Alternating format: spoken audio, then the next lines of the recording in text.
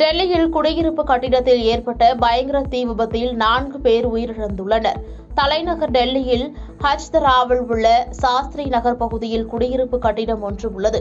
Car parking வசதியுடன் 4 மாடிகளை கொண்ட இந்த குடியிருப்பு கட்டிடத்தில் பலர் வசித்து வருகின்றனர்.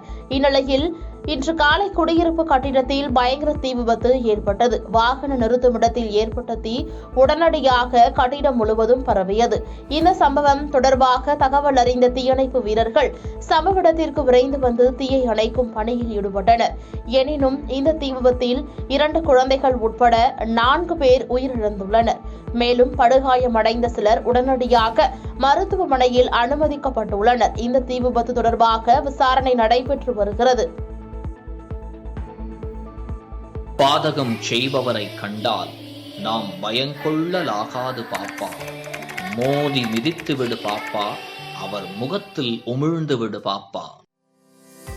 அண்மை செய்திகளை உடனுக்குடன் தெரிந்து கொள்ள இணைந்திருங்கள் இயம்நாடு தொலைக்காட்சியுடன்.